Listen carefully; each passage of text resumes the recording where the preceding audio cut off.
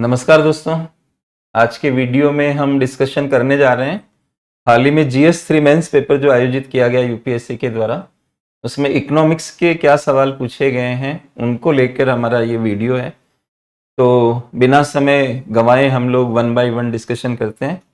इसमें स्क्रीन पे आपको दिख रहा है, ये पहला क्वेश्चन था जो इकोनॉमिक्स से रिलेटेड है GS3 पेपर के अंदर। भारत में सुधारों के उपरांत की अवधि में सामाजिक सेवाओं पर सार्वजनिक व्यय के स्वरूप एवं प्रवृत्ति का परीक्षण कीजिए। और इस सवाल को यूं समझे, आपकी जो इकोनॉमिक रिफॉर्म्स इंडिया में लागू हुए हैं 1991 से, उसके बाद की पीरियड के अंदर, इकोनॉमिक रिफॉर्म्स के लागू होने की बाद की पीरियड में, जैसा कि आप इंग्लिश में देख पा रहे हैं, ये पोस्ट रिफॉर्म्स पीरियड लिखा हुआ है इन इंडिया।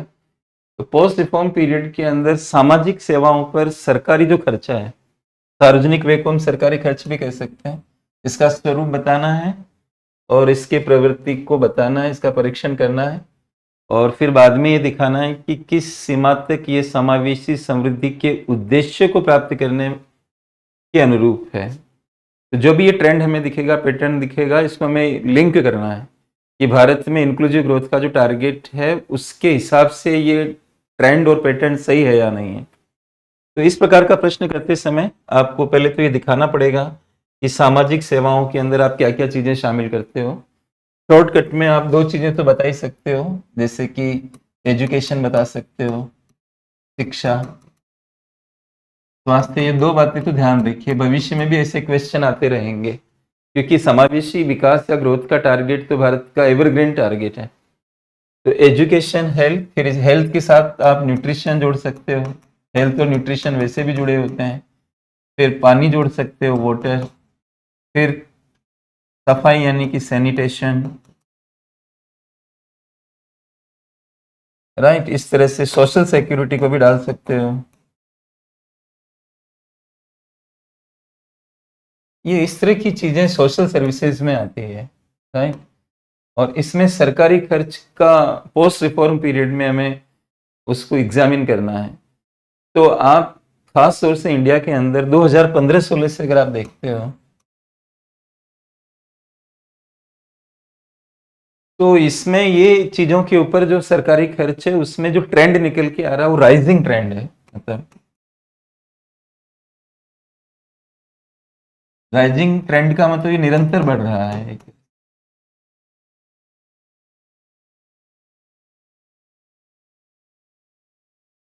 तो ट्रेंड तो लगातार बढ़ रहा है, उसके मैं डेटा भी आपको दूंगा। इस बार का आर्थिक सर्वेक्षण भी आप देख सकते हो जिसमें इस प्रकार के डेटा मेंशन है। तो निरंतर बढ़ रहा है और पैटर्न के अंदर सरकार का फोकस उन खर्चों पे ज्यादा है जो सामाजिक कल्याण को, सोशल वेलबींग को बढ़ाते हैं। सोशल वेलबींग को बढ़ाने वाले खर्चे लगभग, इकोनॉमिक सर्वे लिख रहा है 12.8% की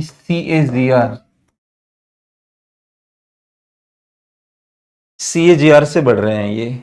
और कंपाउंडिंग है, सी का मतलब यहाँ पर कंपाउंडिंग है, annual growth rate, compounding annual growth rate. ये कंपाउंड एनुअल ग्रोथ रेट 12.8%। इसका मतलब ये हुआ कि अगर आप 15-16 में 100 रुपए खर्च कर रहे थे तो 16-17 में 112.8 रुपए खर्च कर रहे हो, फिर 112.8 के ऊपर फिर 12.8%। इस तरह से आप कह सकते हो कि 12.8% की CAGR compound annual growth rate है। ये अपने आप में मायने रखता है कि लगातार आप बढ़ोतरी पे बढ़ोतरी कर रहे हो 12.8% के हिसाब से। तो ये एक मेंशन कर सकते हो। और इसमें भी दोस्तों एजुकेशन और हेल्थ, हेल्थ की जो CAGR है, ये CAGR भी काफी हाई पाई गई है, लगभग ये 15.8% की है हेल्थ की। एजुकेशन की 9.4% की CAGR। तो ये बात क्लियर हो जाती है कि सरकार सोशल सर्विसेज पे लगातार बढ़ा हुआ खर्चा कर रही है। तो ये चीज आप वहां पर दिखा सकते हो और साथ में अब आपको इसे लिंक करना है इंक्लूसिव ग्रोथ के साथ, समावेशी समृद्धि के साथ।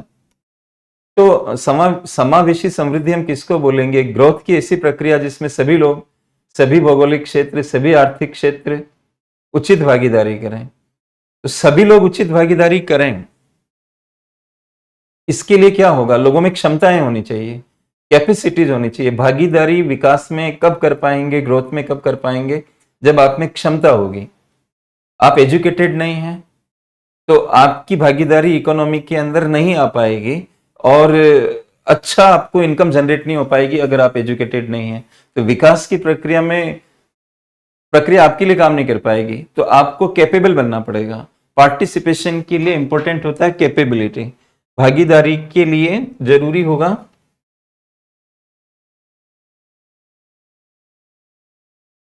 भागीदारी कब आ पाएगी, जब आप क्षमतावान होंगे।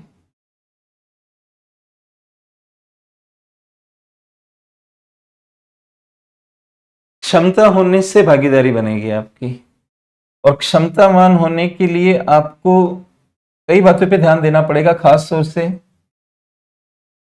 शिक्षा पे,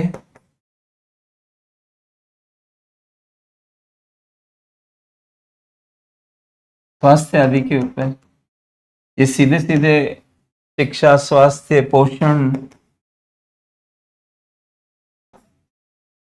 ये सब चीजें क्या करती है, आपको क्षमतावान बनाती है, और क्षमतावान से भागीदारी आती है, और भागीदारी होगी तो आप इंक्लूसिव ग्रोथ के टारगेट की तरफ चले जाओगे।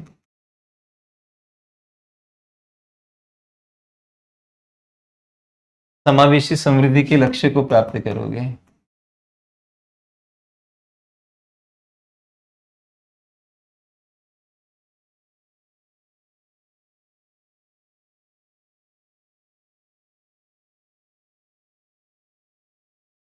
राइट। तो इस तरह से आपको इसे लिखना था, थोड़ा जोड़ के लिखना पड़ेगा आपको कि इंक्लूसिव ग्रोथ लाने के लिए जरूरी है कि लोग क्षमतावान हों। कई बार हम संविधान में स्वतंत्रताएं देते हैं, हम बात करते हैं कि एम्प्लॉयमेंट की इक्वल अपॉर्चुनिटीज हो, लेकिन अपॉर्चुनिटीज का लाभ उठाने के लिए सिर्फ पॉलिटिकल साइंस काम नहीं करेगा। अपॉर्चुनिटीज का लाभ उठाने के लिए लोगों में कैपेबिलिटी भी लानी पड़ेगी। माननीय अमर्त्य सेन सर के विचारों को कई कई आपने पढ़ा हो, और एक बार जीएस सेकंड में एक सवाल पूछा गया था कि प्रोफेसर अमर्त्य सेन द्वारा शिक्षा और स्वास्थ्य पर जोर क्यों दिया गया। तो ये चीजें आपस में कनेक्ट हो रही है, जो आप अच्छी तरह से इस बात को समझ सकते हैं। जो शिक्षित होंगे, जो हेल्दी होंगे, वो उनको रोजगार भी मिलेगा, कंटिन्यूटी भी रहेगी रोजगार के अंदर, गरीबी का प्रभाव भी उन पर कम पड़ेगा, तो इंक्लूसिव ग्रोथ का टारगेट पूरा होगा, और विषमता भी कम होगी। आप कह सकते हो कि अगर हम सोशल सर्विसेज पे ज्यादा खर्चा करेंगे तो विषमताएं कम होगी। जैसे आप इस तरह से बता सकते हो उसमें कि अगर आप इस तरह की फिगर बता सकते हो, आप यहां सामाजिक एक्सपेंडिचर सोशल सर्विस के ऊपर जो खर्चा है,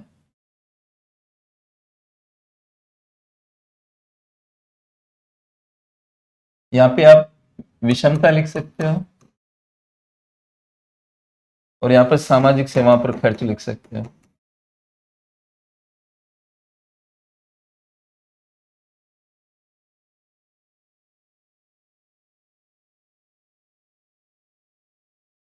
इसका मतलब ये जीरो है, इसके इधर जाओगे आप, सामाजिक सेवाओं पे खर्चा बढ़ाओगे तो विषमताएं कम होगी। और जब विषमता कम होती है तो इसका मतलब क्या होता है कि आप समावेशी विकास की तरफ जा रहे हो।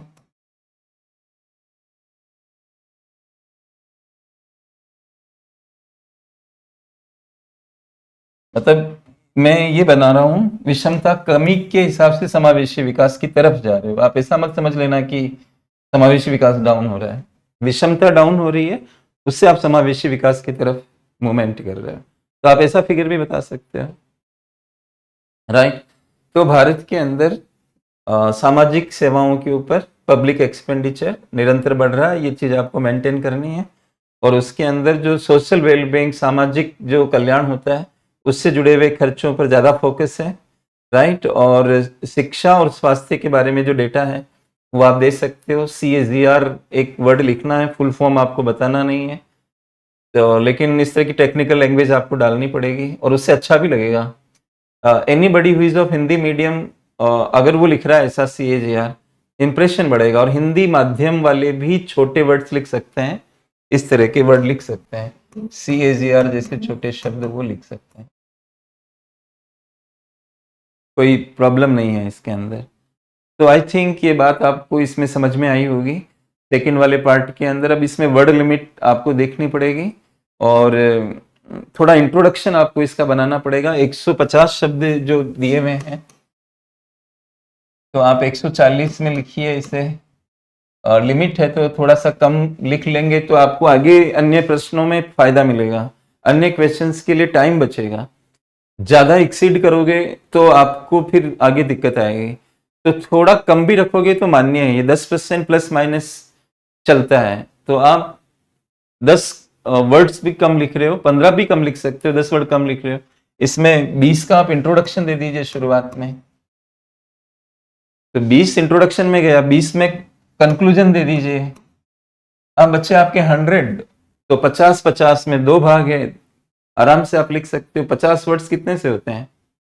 तो इंट्रोडक्शन इसका कैसे बनेगा कि आप ऐसे लिख सकते हो कि उदारीकरण के लागू होने के बाद भारत में सामाजिक सेवाओं पर सरकारी खर्च की भूमिका महत्वपूर्ण हो गई है, ये आप लिखिए वहां पर। क्योंकि होता क्या है कि जब आप उदारीकरण लागू करते हो तो कई सारे लोग ऐसे होते हैं जो बाजार की प्रक्रिया में भागीदारी नहीं कर पाते हैं और वो विषमता बढ़ती चली जाती है। उस चीज को करेक्ट मार्केट नहीं करता है। मार्केट आपको फ्री में स्वास्थ्य और क्या कहते हैं एजुकेशन नहीं देगा। आपको मार्केट कोई भी सर्विस तभी देगा जब आप उसको पेमेंट करेंगे, उसको भुगतान करेंगे। क्रय शक्ति जिनके पास नहीं है, बाजार उनके लिए काम नहीं करता है। तो बाजार जब काम नहीं करेगा तो हमें ओवरऑल वेलफेयर कैसे हम इंडिया में लेके आ पाएंगे। इसलिए उदारीकरण में सोशल सर्विसेज पे खर्चा ज्यादा करना पड़ेगा किसी भी कंट्री को। तो आप इसलिए इंट्रोडक्शन बना सकते हो कि उदारीकरण के लागू होने के बाद भारत में सामाजिक सेवाओं पर सार्वजनिक खर्च की भूमिका अधिक महत्वपूर्ण हो गई है, विशेष रूप से बाजारों से अपेक्षित विषमताओं, बढ़ती हुई विषमताओं के मद्देनजर। इस तरह से आप लिख सकते हो। उसके बाद पैराग्राफ चेंज करके आप बताओगे कि इंडिया में मतलब फिर आप बताओगे कि सोशल सर्विसेज में क्या आता है, 2-3 एग्जाम्पल दोगे, फिर उसके बाद उसकी ट्रेंड और पैटर्न बताओगे। और सेकंड पार्ट के अंदर आपको बताना है कि ये समृद्धि जो समावेशी समृद्धि है उसके अनुरूप है, और समावेशी समृद्धि तभी आएगी जब लोगों की भागीदारी बढ़ेगी, और भागीदारी क्षमता पर निर्भर करती है और क्षमताओं को निर्णायक रूप से निर्धारित करती है ये चीजें, जैसे कि स्वास्थ्य, शिक्षा वगैरह। इस तरह से आप इसको समअप कर सकते हो। तो आई थिंक आपको इसकी अक्षांश और दशांश समझ में आई होगी कि ये प्रश्न हम कैसे अटेम्प्ट कर सकते हैं। जो लोगों ने मेंस दिया वो शायद एनालाइज कर पा रहे होंगे अपनी परफॉर्मेंस को लेकर। स्पेस मिलता है तो आप इस तरह से भी दिखा सकते हो।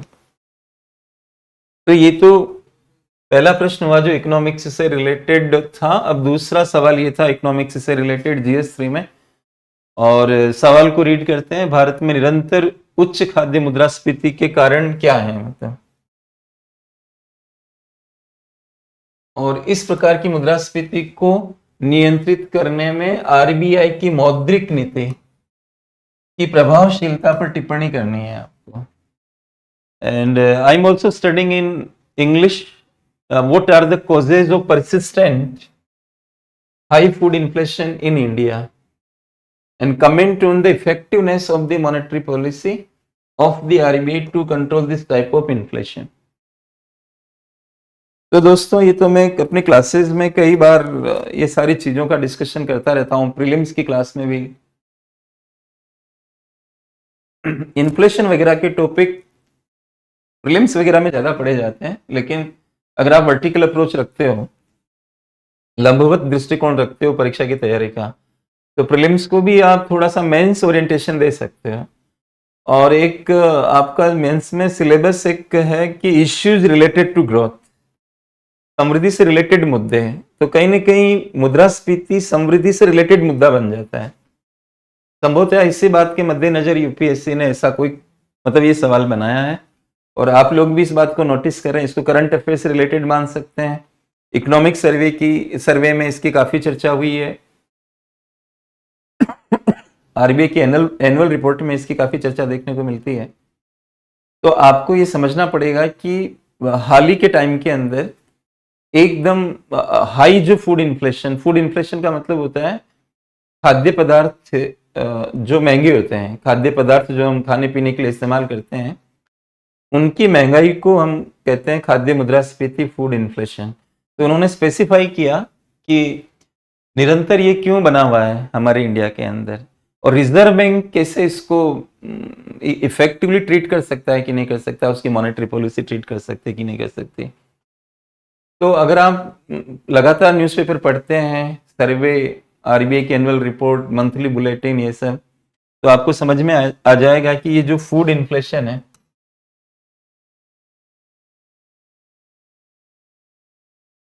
यानी कि इसका मतलब होता है कि खाद्य वस्तुओं का महंगा होना, खाद्य वस्तुओं की कीमत का बढ़ना।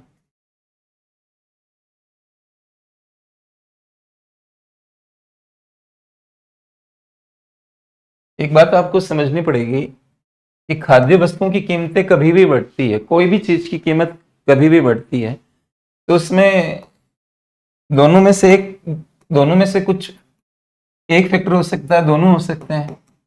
या तो मांग जो है वो इंक्रीज हो जाए, या आपूर्ति कम हो जाए, सप्लाई नीचे चली जाए, या तो मांग बढ़े या आपूर्ति डाउन हो जाए।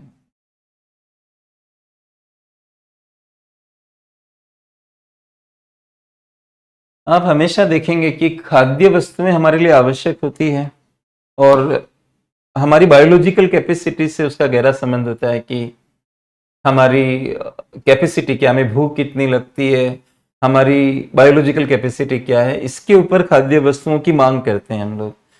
और इनकी मांग अचानक से नहीं बढ़ती है कभी भी, कि फूड हैबिट्स में चेंज तो बहुत धीरे होता है, आपको पता है।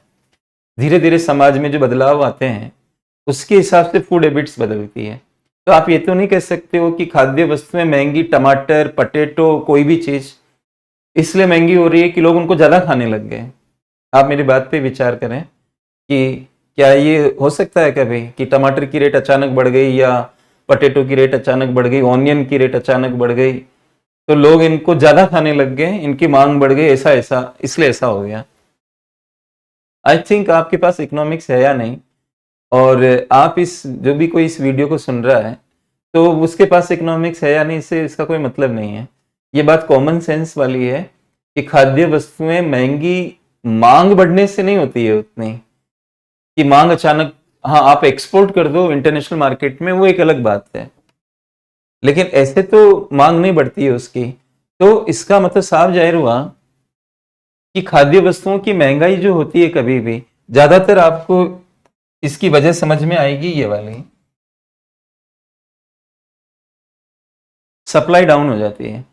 और रिजर्व बैंक की रिपोर्ट आप देखते हो, वो एक वर्ड इस्तेमाल कर रहे हैं, सप्लाई शॉक इस्तेमाल कर रहे हैं।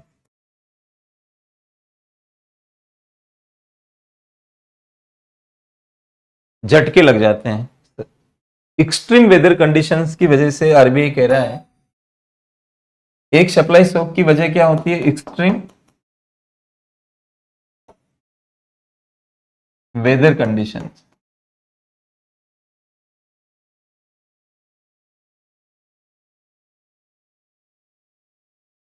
एक्सट्रीम वेदर कंडीशन से प्रोडक्शन पे असर आ जाता है, कई वस्तुओं के प्रोडक्शन पे, एग्रीकल्चरल वस्तुओं के प्रोडक्शन पे असर आ जाता है, जैसे कि ऑनियन है, पटेटो है, इस तरह की चीज़ों पे। प्लस क्या, दालों के ऊपर, दालों की उत्पादन कम हुई, पटेटो की उत्पादन कम हुई, ऑनियन की कम हुई, इस तरह की जो फैक्टर्स होते हैं वो वेदर से रिलेटेड ज़्यादा होते हैं हमारे इंडिया के अंदर। तो एक्सट्रीम वेदर कंडीशंस, आरबीआई लिख रहा है, कुछ खाद्य वस्तुओं की जो महंगाई बढ़ी हमारे भारत में, कुछ वेजिटेबल आइटम्स की जो महंगाई बढ़ी, प्लस तूर की दाल और इनकी प्रोडक्शन को लेकर भी कमी देखने को मिली, ये सारी चीजें आरबीआई बता रहा है। ये सप्लाई शॉक्स में आते हैं, ये सप्लाई शॉक्स ज्यादा कारण बने भारत के अंदर हाल ही में जो फूड इन्फ्लेशन देखी गई। और उसमें मिल्क के बारे में भी वर्णन किया गया है, और मिल्क महंगा हुआ है, तो मिल्क महंगा किया गया अभी पिछले टाइम के अंदर, अमूल वगैरह ये सारा मिल्क जो महंगा हुआ उसका भी जिक्र किया गया, और उसमें बताया गया कि जो फीड स्टॉक होता है, पशु जो पशु आहार लेते हैं, चारा वगैरह ये सब, ये महंगे हो गए, ये कहीं ना कहीं इनकी सप्लाई से रिलेटेड मैटर है ये। तो दोस्तों, ये खाद्य मुद्रास्फीति जो भारत में आई है, वो बेसिकली उसका जो कारण रहा है वो सप्लाई शॉक्स रहे हैं। उसमें फिर आप बता सकते हो कि एक्सट्रीम वेदर कंडीशंस वगैरह वगैरह करके आप बोल सकते हो। और इसमें रिजर्व बैंक का कोई रोल नहीं होता है। फूड इन्फ्लेशन रिजर्व बैंक से कंट्रोल नहीं हो पाती है, तो मौद्रिक नीति इसमें प्रभावपूर्ण नहीं बनेगी। ये आपको मेंटेन करना है उसमें। अच्छा, जो आरबीआई है वो कहाँ काम करेगा? मॉनेटरी पॉलिसी में वो कहाँ काम करेगा? लिक्विडिटी पे काम करेगा, यानी कि लोनों की जो मात्रा होती है, तरलता की जो मात्रा होती है, उसको अप डाउन कर सकता है वो, या वो फिर ब्याज दर में चेंज ला सकता है। दो ही बातें तो आरबीआई कर सकता है, और उसके पास क्या है? तो इससे क्या लोग कोई भी खाद्य वस्तु बैंकों से लोन लेके खरीदते हैं? लिक्विडिटी को अगर आरबीआई कम करके इस इन्फ्लेशन को कंट्रोल करना चाहे थोड़ी देर के लिए, लिक्विडिटी को कम करके, इन्फ्लेशन आ रहा सप्लाई शॉक की वजह से, और आप उस लिक्विडिटी को कम कर रहे हो, पहली बात तो वो वैसे गलत हो गया। दूसरी बात ये कि तरलता, हम बैंक से लोन लेके ये सामान नहीं खरीदते क्योंकि इनकी इतनी वैल्यू नहीं होती। तो इसका सेंस क्या है कि आरबीआई की मॉनेटरी पॉलिसी इस पे काम नहीं कर पाएगी, और नहीं हम ब्याज पे पैसा लेके इस तरह की चीजों को हम कर रहे हैं। हाँ, ज्यादा से ज्यादा इतना हो सकता है कि जो व्यापारी भंडारण कर रहे हैं, जमाखोरी कर रहे हैं, वो एक सीमा तक आप उसको कंट्रोल कर सकते हो, लेकिन बहुत ही मिनिमम वे में वो कंट्रोल होगा। आरबीआई की मॉनेटरी पॉलिसी इसमें इफेक्टिव नहीं हो सकती है। अगर मैं डायग्राम का नाम लूं, डायग्राम का प्रयोग करूं इसके अंदर, तो आप ऐसे समझ लो कि मैक्रो इकोनॉमिक्स के अंदर अगर आप माइक्रो जानते हो तो डिमांड कर्व ऐसा होता है। यहाँ पे कीमत होती है माइक्रो में, लेकिन आप मैक्रो यानी पूरे देश को पढ़ते हो तो एग्रीगेट डिमांड बन जाता है, एग्रीगेट ए लग जाता है। और ऐसे ही सप्लाई होती है माइक्रो में, लेकिन अगर आप मैक्रो पढ़ रहे हो तो ए वर्ड लग जाता है।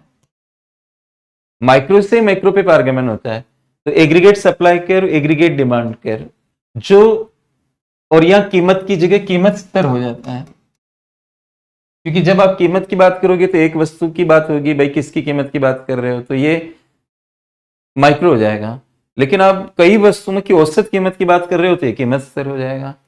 अब ये जो कीमत स्तर है, ये दो चीजों से चेंज हो सकता है। या तो मांग बढ़ जाए, यानी कि ये कर्व यहाँ पे आ जाए, आगे चला गया, तो ये कीमत स्तर बढ़ गया, पहले की तुलना में ये कीमत स्तर इंक्रीज कर गया। पहले P1 था तो अब P2 हो गया।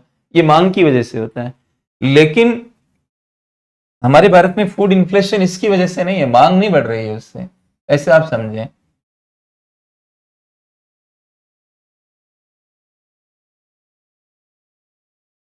हमारे देश में सप्लाई कम हो रही है, ये सप्लाई है, ये यूं चला जाता है, तो ये प्राइस लेवल बढ़ गया आपका, P1 से P2 हो गया। ये सप्लाई की और इधर जाने की वजह से सप्लाई कम हो रही है। कम होने को ऐसे दिखाते हैं। रिजर्व बैंक सिर्फ इन पे काम कर सकता है, जो डिमांड ओरिएंटेड कोई बात है, क्योंकि तरलता वस्तुओं की मांग को बढ़ाती है। ब्याज कम करोगे तो भी तरलता की मांग बढ़ेगी, फिर वस्तुओं की मांग बढ़ेगी।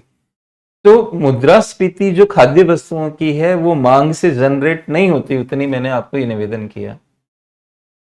तो आपको लिखना है कि मुद्रास्फीति खाद्य वस्तुओं की चूंकि समग्र मांग से उतनी लिंक नहीं होती जितनी की समग्र आपूर्ति से, और ये देखा गया। और आप छोटा सा इंग्लिश में लिख भी सकते हो कि आरबीआई सप्लाई शॉक, फिर ब्रैकेट में लिख दो आपूर्ति के झटके,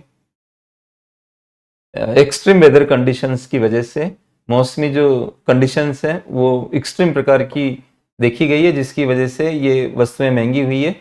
खासतौर से वेजिटेबल्स, पल्सेस और मिल्क का एक एग्जाम्पल भी आप दे सकते हो। इस तरह से वहां कोई बहुत बड़ी लिस्ट नहीं बनानी है, छोटा सा स्पेस होता है, उसमें आपको इस चीज को लिखना होता है।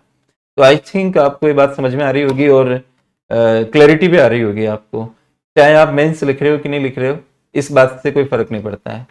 So this was the second question regarding economics. Let us go for the third one. अब भूमि सुधारों से रिलेटेड है ये, लेकिन सवाल को ठीक से पढ़ोगे तभी उत्तर डायरेक्शन में जाएगा। ये देश के कुछ भागों में भूमि सुधारों की बात कर रहा है कि सफल कार्यान्वयन के लिए उत्तरदायी कारक क्या थे, स्पष्ट कीजिए। So what were the factors responsible for the successful implementation of land reforms in some parts of the country? Elaborate. इसमें भी आपको इंट्रोडक्शन बनाना पड़ेगा, 150 वर्ड्स का है, तो थोड़ा बहुत तो आपको बताना पड़ेगा कि भारत में भूमि सुधार का मकसद क्या रहा है। ऐसा कुछ इंट्रो बना सकते हो, जैसे कि कृषि उत्पादकता को बढ़ावा देने, सामाजिक न्याय को सुनिश्चित करने, गरीबी का निवारण करने के लिए भारत में भूमि सुधारों को आवश्यक माना गया है। और फिर बाद में आप बताओगे कि कुछ भूमि सुधार ऐसे रहे हैं जो कि ऑल इंडिया लेवल पे कामयाब रहे हैं, जैसे कि जमींदारों का उन्मूलन 1972 में सारे बिचौलिया जमींदार भारत में समाप्त कर दिए गए। वो एक ऐसा लैंड रिफॉर्म है जो कॉमनली सभी स्टेट में ज्यादा कामयाब रहा है। लेकिन सवाल क्या कह रहा है कि कुछ भागों में, तो आपको उसका इशारा समझना पड़ेगा कि ये किस तरफ ले जाना चाह रहा है और कौन से फैक्टर्स यहाँ पे आपको लिखने पड़ेंगे जो इस बात की तरफ ले जाएंगे कि वो राज्य इसलिए कामयाब हुए। एक चीज आप ध्यान में रखिए कि भारत में जो लैंड रिफॉर्म्स का मॉडल है, दो तरह के मॉडल होते हैं, मतलब land reforms from the above,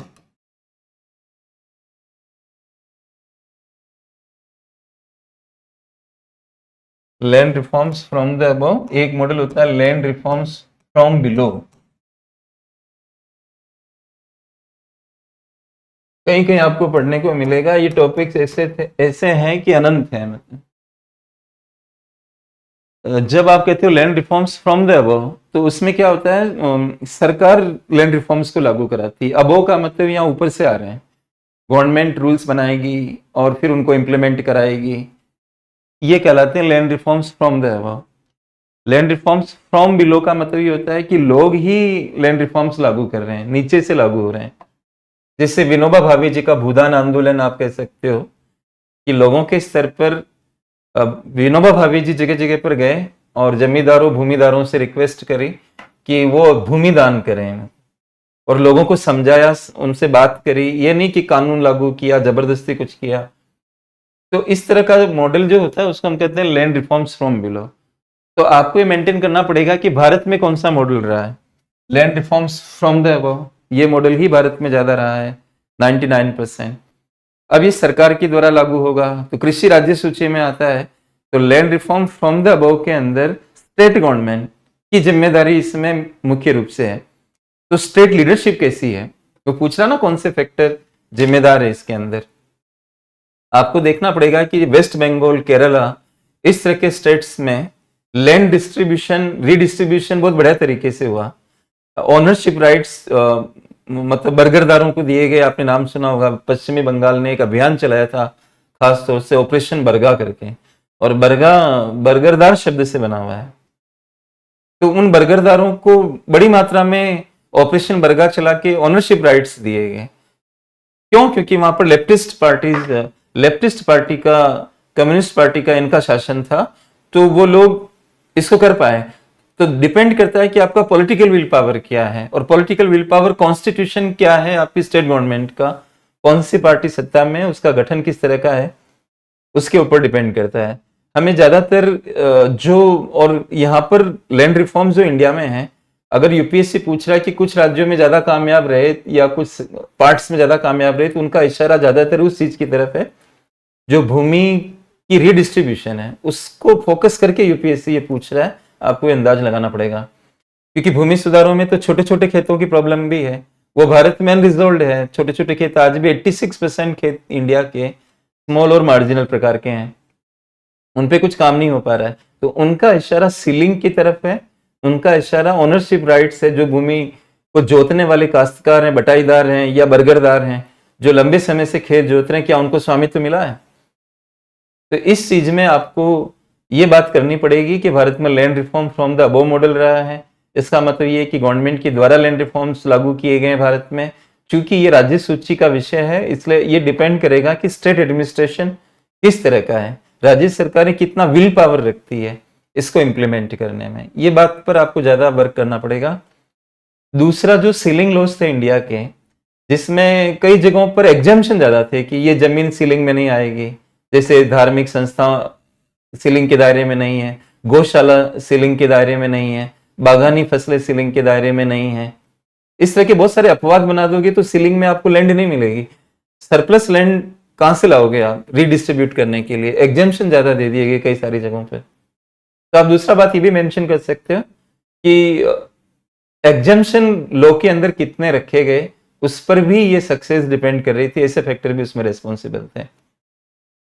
तो इस तरह से आप उसमें डिस्कशन कर सकते हो, शुरुआत ऐसे कर सकते हो। तो इसकी एक इंट्रो बन जाएगी आपकी कि भारत में सामाजिक न्याय, गरीबी निवारण, कृषि उत्पादकता में बढ़ोतरी आदि लक्ष्यों के मद्देनजर भूमि सुधारों को आवश्यक माना गया है। और फिर उसमें पैराग्राफ चेंज करके ये सारी बातें आप मेंशन कर सकते हो। इसके बाद दोस्तों अगला सवाल जो है वो ये श्रम बाजार सुधारों से रिलेटेड है, लेबर मार्केट रिफॉर्म्स से रिलेटेड है। और भारत में 4 श्रम संहिताएं लाई गई थी। एक श्रम संहिता 19 में आई थी, बाकी 3 20 में आई थी। तो उनके गुण दोषों की विवेचना कीजिए, आजकल ये चर्चा में है। और कई सारी स्टेट गवर्नमेंट इन कोड्स को लेकर ड्राफ्ट रूल्स को पब्लिश नहीं कर रही है, कुछ ऐसे स्टेट्स भी हैं। और जिन्होंने किया वो सेंट्रल जो ये कोड्स हैं उनसे कॉन्ट्राडिक्शन हो रहा है उनका। और लेबर यूनियंस, ट्रेड यूनियंस भी फेवर में नहीं है। तो ये सब कारणों से ये लैंड रिफॉर्म्स अभी इंप्लीमेंट नहीं हो पा रही है, 4 कोड ठीक से इंप्लीमेंट नहीं हो पा रही है। और ये भारत की आवश्यकता है। लेबर रिफॉर्म्स जरूरी माने गए इंडिया में, उसको लेकर ये पूछा हुआ है। इसमें प्रगति भी पूछ रहे हैं कि अभी तक की क्या प्रगति वो बतानी है इसमें। तो लेबर रिफॉर्म्स इंडिया के अंदर 2 कारणों से ज्यादा जरूरी माने गए। भारत में एक तो आपको पता है कि जो समवर्ती सूची में लेबर का टॉपिक आता है, कंकरेंट लिस्ट में आता है।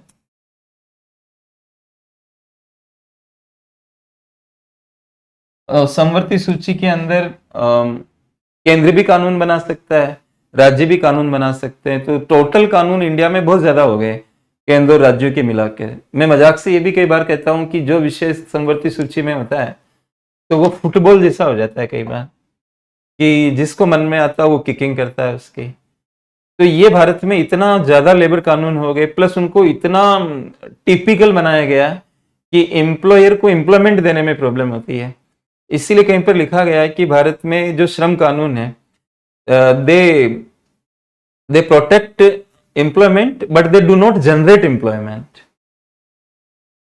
ये बड़ा अजीबोगरीब वाक्य है कि प्रोटेक्शन की बात तो बाद में आएगी जब आप जनरेट करोगे। लैंग्वेज में ऐसा रहा है कि they do protect employment but they do not generate employment. तो आप लेबर हित को ज्यादा, मतलब इतना ज्यादा वरीयता दे देते हैं कि एम्प्लॉयर के हित को हटा देते हैं या वो कॉन्ट्राडिक्शन में आ जाता है। तो ये प्रॉब्लम खड़ी हो जाती है। फिर कोई भी लेबर की परमानेंट इंप्लॉयमेंट नहीं करेगा, उसको इंप्लॉयमेंट नहीं होने से कई सारे, प्रॉपर इंप्लॉयमेंट नहीं होने से कई सारे सोशल सिक्योरिटी के बेनिफिट नहीं मिल पाएंगे। चाहे वो काम करते समय कोई दुर्घटना हो जाए या ओल्ड एज में पेंशन की बात हो, ये सारी समस्याएं खड़ी हो जाएगी। तो ये इंप्लॉयमेंट में परेशानी पैदा कर रहा था। जो भारत का मैन्युफैक्चरिंग सेक्टर है, इंप्लॉयमेंट उतना जनरेट नहीं हो पा रहा था उसमें, इंप्लॉयमेंट का इश्यू आ रहा था। प्लस जो मैन्युफैक्चरिंग सेक्टर है इंडिया का,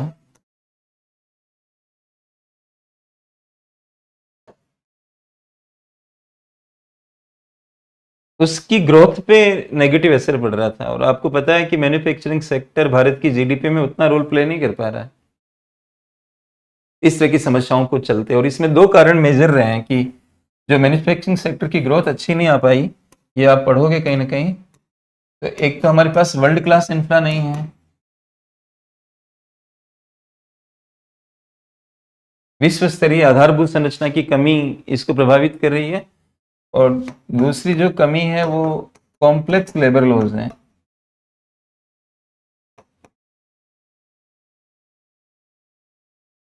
इसलिए एक बार 2015 के मेंस में सवाल पूछा कि भारत सीधा ही प्राथमिक क्षेत्र से सेवा क्षेत्र की ओर जंप मार गया, इसके कारण बताइए।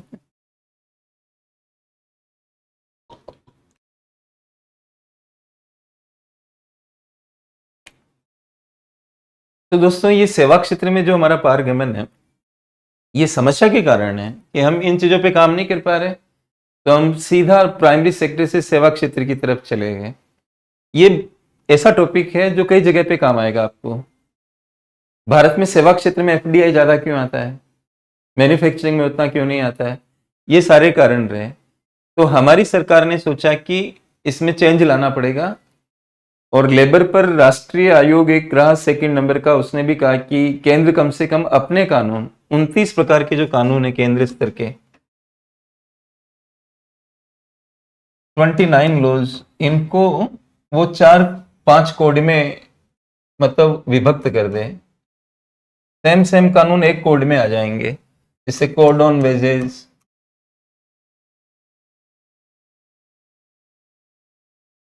कोड ऑन सोशल सिक्योरिटी,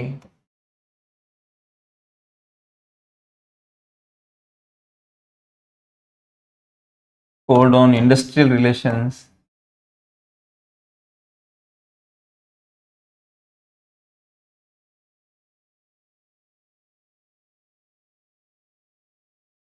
और ये ऑक्यूपेशनल,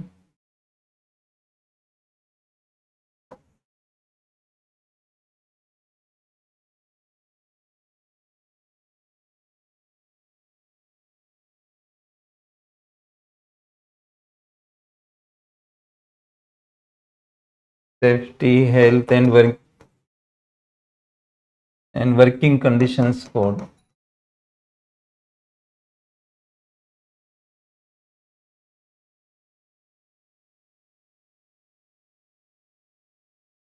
ये 4 कोड में डिवाइड कर दिया हमारी सरकार ने, पार्लियामेंट ने इनको पास कर दिया, प्रेसिडेंशियल एसेंट भी मिल गई। अब स्टेट को भी काम करना है, इनके अंदर रूल्स बनाने हैं, ड्राफ्ट रूल्स बनाने, काफी सारे स्टेट्स ने बनाए हैं, लेकिन फाइनल नोटिफिकेशंस पेंडिंग है, इसलिए इनमें कोई खास प्रोग्रेस हमें देखने को नहीं मिलती जो यूपीएससी ने पूछा है प्रश्न के थर्ड पार्ट के अंदर। इससे सिंप्लीफिकेशन हो रहा है, कोडिफिकेशन हो गया, सिंप्लीफिकेशन हो रहा है, कॉम्प्लेक्सिटी कम हो रही है। कुछ ब्रिटिश टाइम के जो कानून थे उनको हटा दिया गया, कुछ कानून ओवरलैपिंग थे, अलग अलग नाम था लेकिन एक ही बात कह रहे थे, तो ओवरलैपिंग वाली समस्या भी थी। ये सारी चीजों को खत्म किया गया इन कोर्ट्स के माध्यम से। प्लस क्या है कि अनऑर्गेनाइज्ड सेक्टर, जो असंगठित क्षेत्र के वर्कर्स हैं, उनके लिए सोशल सिक्योरिटी के बेनिफिट नहीं मिल पाते थे, वो एक्सटेंड किए गए नए सिस्टम के तहत, इन कोड्स के तहत। जो यहाँ पे कोड है, कोड ऑन सोशल सिक्योरिटी दिख रहा है आपको, तो इसमें असंगठित क्षेत्र के वर्कर्स तक भी इस चीज को एक्सटेंड किया गया है, मतलब सोशल सिक्योरिटी कोड के माध्यम से। गिग वर्कर्स भी, आपने नाम सुना होगा, गिग वर्कर्स जो कोई एक पर्टिकुलर काम करने के लिए आते हैं, परमानेंट एम्प्लॉयमेंट नहीं होता है उनका, एम्प्लॉयर एम्प्लॉय रिलेशन नहीं होता है। जैसे आपके घर में एसी खराब हो गया, आपने किसी को बुला लिया और वो ठीक करके चला गया, फिर आपका और उसका कोई कनेक्शन नहीं है, ये गिग वर्कर्स कहलाते हैं। उन तक को इसके दायरे में लाया गया है। मिनिमम वेज के जो कानून है, मिनिमम वेज का जो सिस्टम है, उसको एक्सटेंड किया गया यूनिवर्सल तरीके से पूरे भारत में सब लोगों के लिए।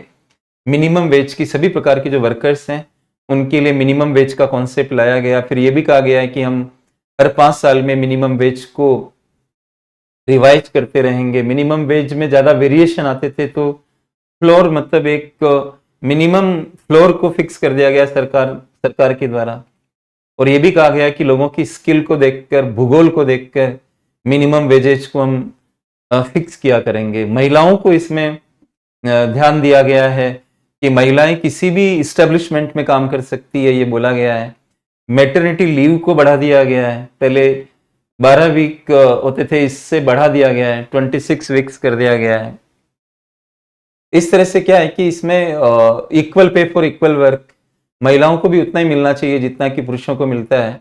ये सारी चीजें, महिलाएं रात में काम कर सकती है बकायदा उनकी सहमति हो तो। इस तरह से इन्होंने एक महिलाओं को भी ध्यान रखा, अनऑर्गेनाइज्ड सेक्टर को ध्यान में रखा। और ये भी साथ में क्या किया गया कि जो एम्प्लॉयर्स हैं, हमारे भारत के श्रम कानूनों में हायर और फायर की पॉलिसी सही नहीं थी। मतलब आप, बोला जाता है कि हायर एंड फायर, कि पॉलिसी में होना चाहिए उदारीकरण।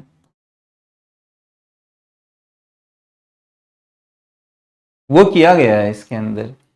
आप कॉन्ट्रैक्ट पे हायर कर सकते हो, फिक्स्ड टर्म, ऐसा बोला गया, फिक्स्ड टर्म अपॉइंटमेंट किया जा सकता है कॉन्ट्रैक्ट के बेसिस पे, ऐसा इसमें अलाउ है। प्लस ऐसी फैक्ट्रियां जिसमें या कोई भी इस्टेब्लिशमेंट है जिसमें 300 वर्कर्स से ज्यादा वर्कर काम नहीं कर रहे, उसमें किसी को भी हटा सकते हैं बिना सरकार की परमिशन लिए। इसको हटाया जा सकता है किसी को भी।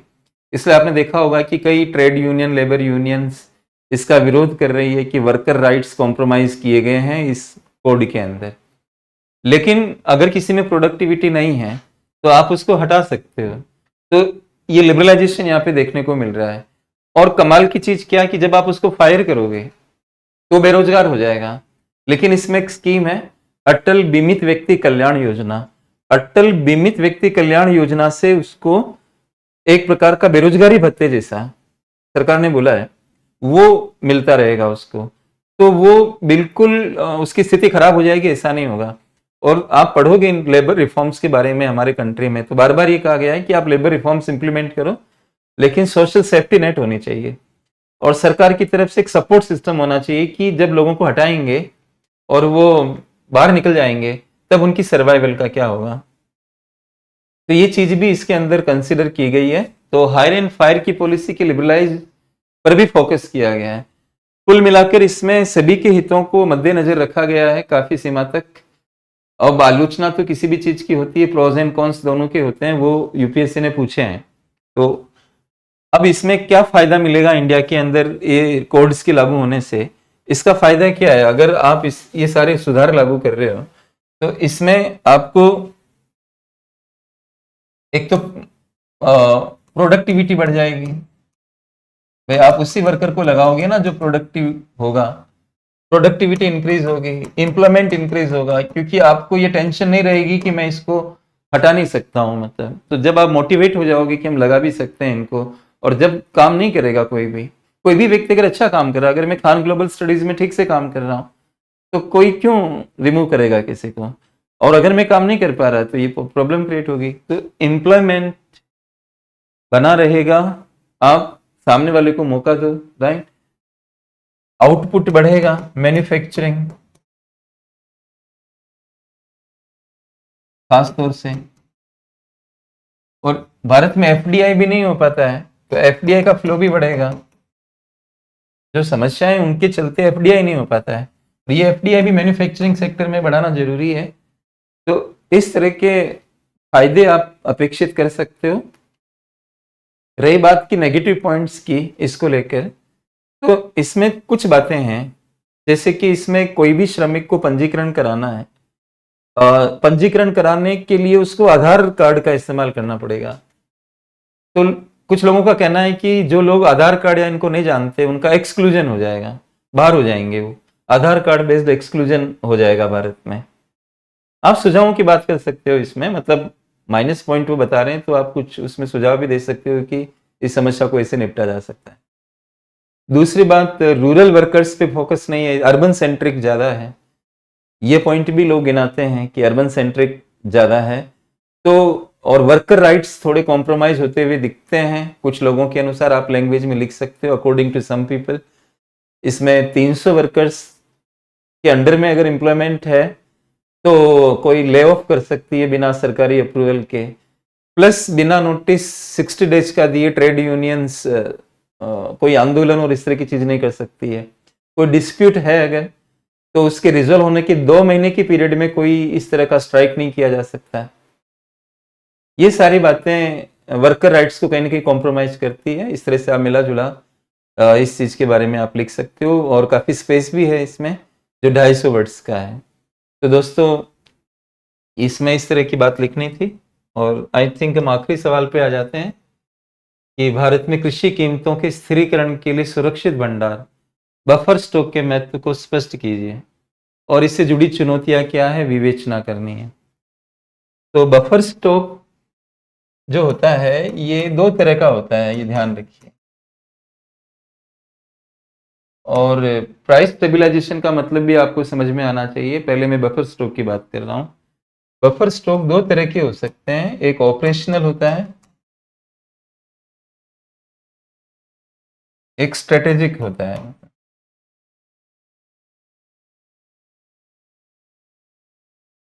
ऑपरेशनल का मतलब ये होता है कि जैसे आप पीडीएस है, जो भारत की ये राशन की दुकानें और ये जो व्यवस्था है, उसके लिए भी हमें मतलब भंडारण चाहिए, स्टॉकिंग चाहिए।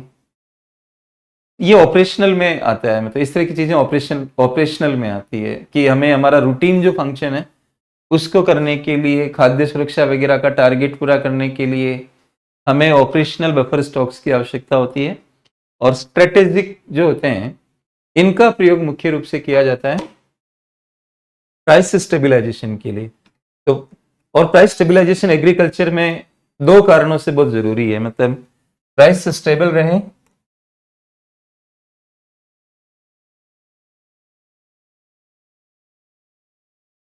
ये दो कारणों से जरूरी है। एक तो कंज्यूमर वेलफेयर चाहिए हमें,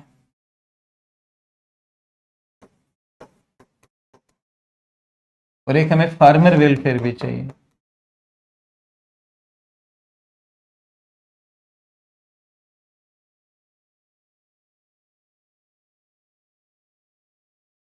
अगर और कीमतें अगर इस तरह से घूम रही है, मतलब ऐसे ये उतार चढ़ाव कंज्यूमर वेलफेयर और फार्मर वेलफेयर दोनों को प्रभावित करते हैं। हम निर्णय कब कर सकते हैं, आप मुझे बताइए। अगर यूपीएससी का सिलेबस लगातार बदलता रहे तो आप तैयारी की क्या रणनीति बना सकते हो, डिसीजन कैसे करोगे? तो बहुत पहले कहा जाता था ऑप्शनल हट रहे हैं, हट रहे हैं, हट रहे हैं करके बोला जाता था, तो लोग ऑप्शनल की तैयारी नहीं कर पा रहे थे। उनको ये था कि क्या पता हट जाए, क्या पता हट जाए। कोई भी चीज निर्णय करने के लिए कोई चीज स्टेबल होनी चाहिए। आपको घर खरीदना है, घर कितने रुपए का आ रहा है, एक रेट आपको पता होनी चाहिए, तब तो आप सोचोगे मेरे को लेना है कि नहीं लेना है। तो कोई भी डिसीजन मेकिंग के लिए स्टेबिलिटी जरूरी होती है। और प्राइस स्टेबल किस लेवल पे होनी चाहिए ये भी देखने का मुद्दा होता है। जहां फार्मर, अब बहुत नीचे पर अगर प्राइस स्टेबल बनाओगे तो फार्मर वेलफेयर खत्म हो जाएगा आपका। जैसे हम कहें कि 2 रुपए किलो टमाटर हो, कंज्यूमर खुश हो जाएंगे, लेकिन वो अगली बार टमाटर नहीं खा पाएंगे क्योंकि किसान 2 रुपए से अपना खर्चा नहीं निकाल पाएगा। तो आपको समझना पड़ेगा कि प्राइस स्टेबिलिटी किस लेवल पे उचित होगी, जहां पर फार्मर का वेलफेयर भी हम सुनिश्चित कर सकें और कंज्यूमर का वेलफेयर भी सुनिश्चित कर सके। वो अगर आपको पता है, उसके बाद आप बफर स्टॉक का प्रयोग करें। वो सबसे सिंपल मेथड होता है प्राइस स्टेबलाइजेशन का, राइट। एक होता है प्राइस कंट्रोल करना। प्राइस कंट्रोल तो आप अनाउंस करते हो कि ये चीज इससे ज्यादा महंगी नहीं होनी चाहिए या सस्ती नहीं होनी चाहिए, ऐसा करके करते हो आप। एक होता है कि आप ऐसा बोलते नहीं हो और खरीद और सेल के माध्यम से इसको ऐसा करते हो। जैसे आप ऐसे समझें कि ये उत्पादन का साइकिल है, जैसे ये ऐसे चल रहा है, ये उत्पादन का साइकिल है, उत्पादन है, ठीक है। इसका ठीक उल्टा साइकिल बनता है, मैं इस लाइन को पहले ड्रॉ कर देता हूं। इसका ठीक उल्टा साइकिल बनता है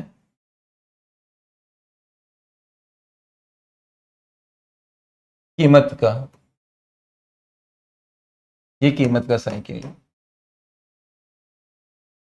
यानी उत्पादन ज्यादा होगा तो कीमत कम होगी, और उत्पादन कम होगा मतलब तो कीमत ज्यादा हो जाएगी।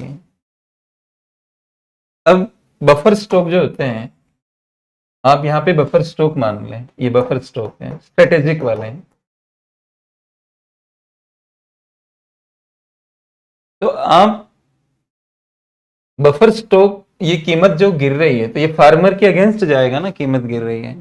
तो आप क्या करो, बफर स्टॉक, ये ज्यादा उत्पादन यहाँ पे आप बाई करोगे तो कीमत बढ़ेगी।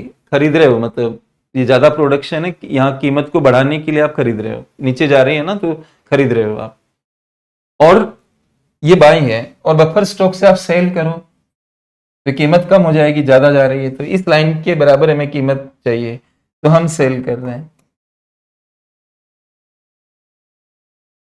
तो बफर स्टॉकिंग स्ट्रेटेजिक वाली ज्यादा इंपॉर्टेंट होती है, इसमें आपको वहां पे बताना पड़ेगा। तो इस तरह से आप प्राइस स्टेबिलाईजेशन में, अब इसमें जो चुनौतियां हैं वो चुनौतियां किस तरह की है? माल को खरीदने बेचने से रिलेटेड लॉजिस्टिक्स, मतलब आपके पास संस्थाएं है या नहीं है, लोग है या नहीं है, प्रोक्योरमेंट से रिलेटेड इश्यू आएगा, स्टोरेज करना पड़ेगा तो वो प्रॉब्लम आएगी, स्टोरेज की फैसिलिटी है या नहीं, जिसे भारत के लिए कहा जाता है कि खुले आसमान के नीचे काफी माल पड़ा रहता है। प्रकाश कारती जी ने एक बार बोला भारत में खाद्य सुरक्षा है तो चूहों को खाद्य सुरक्षा है, आदमी को नहीं है, तो वो चूहे खाते रहते हैं। डिस्ट्रीब्यूशन टाइम टू टाइम जब आप सेल करोगे तो डिस्ट्रीब्यूशन के बारे में देखना पड़ेगा, ट्रांसपोर्ट इश्यू बनेगा और राजकोषीय घाटा इश्यू बनेगा, मतलब जो खर्चा होता है, पब्लिक एक्सपेंडिचर होता है, तो इसमें फिस्कल डेफिसिट का मुद्दा भी आएगा कि आप सरकार का प्रशासन पे भी खर्चा होगा और प्लस खरीदने बेचने की कीमतों में अंतर आने पर भी सरकार को प्रॉब्लम हो सकती है। ये समस्याएं आप गिना सकते हो। इसमें WTO रिलेटेड मैटर भी आप शामिल कर सकते हो, क्योंकि प्रोक्योरमेंट में कहीं ना कहीं WTO के इश्यूज आते हैं, और अगर आप ज्यादा माल खरीद लिया तो बाहर की तरफ वो खर्च सड़ेगा, एक्सपोर्ट करोगे तो अन्य कंट्रीज आवाज उठाएंगे। इस तरह से आप इनकी चर्चाएं कर सकते हो। दोस्तों, ये तो इस तरह के टॉपिक हैं कि इन पे चर्चाएं लगातार 24 घंटे भी करेंगे तो कम हो जाएगी, लेकिन संक्षेप में मोटा मोटा मैंने आपको बता दिया। तो धन्यवाद इस डिस्कशन के लिए। Thank you.